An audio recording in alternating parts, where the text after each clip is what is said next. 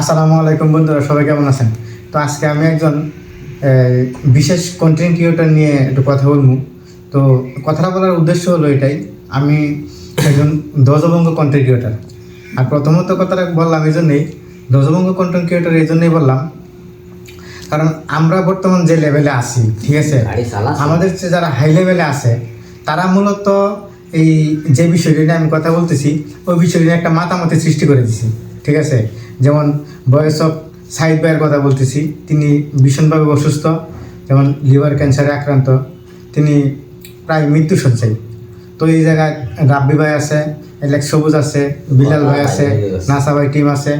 আর বর্তমানে বাংলাদেশের সবাই কন্টেন্ট ক্রিয়েটর যারা আছে সবাই এর সাথে যুক্ত হইয়া একটা ফান্ড কালেকশন করে তারা একটা টাকা সংগ্রহ করে ওনাকে চিকিৎসা করব।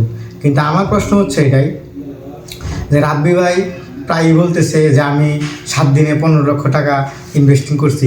তো ইনভেস্টিং যে ভাই আপনি 15 লক্ষ টাকা করছেন, ঠিক আছে, আর 15 লক্ষ টাকা বাকি রয়েছে, এই টাকাটা আপনি বিলাল ভাইয়ের সাথে বলতেছেন একটা মাতামাতি সৃষ্টি করে দিয়েছেন যে বাকি টাকাটা বিলাল ভাই সংগ্রহ করে দিবি। হ্যাঁ, বিলাল ভাই সংগ্রহ করে দিবি, ঠিক আছে, তাহলে আপনারা সবাই একসাথে আসেন, ঠিক আছে, সবাই মিলে টাকাটা সংগ্রহ করেন। কারণ এই দিক দিয়ে তো রাব্বি ভাইয়ের অবস্থা খুবই করুণ অবস্থা, ঠিক আছে, তার চোখ হলুদ হয়ে গেছে, পেট ফুলে গেছে। এই লোকটা আর কতদিন বাঁচবে কিনা ঠিক তা জানা নাই।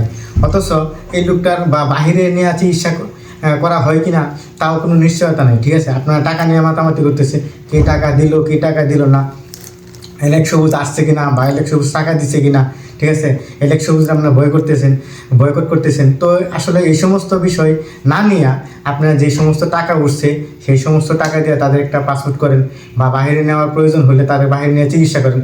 আসলে মূলত উনি যদি পৃথিবীতে না থাকে তাহলে প্রথমত যে একটা দোষারোপ তার মধ্যে কিন্তু আপনারাই পড়বেন, ঠিক আছে। তার কারণ হচ্ছে এটাই, কারণ আপনারা টাকা সংগ্রহ করতেছেন, এই টাকাটা যদি পরবর্তী সময় কাজে না লাগে, ওনারা যদি বাঁচানো না যায়, ঠিক আছে, তাহলে কিন্তু আপনারাই বিপদে পড়বেন, ঠিক আছে। এই কথাটা কিন্তু অবশ্যই মাথায় নেবেন। আর এখন আমি হাত জোর করে বলতেছি আপনারা এই কাজটা মূলত করবেন না।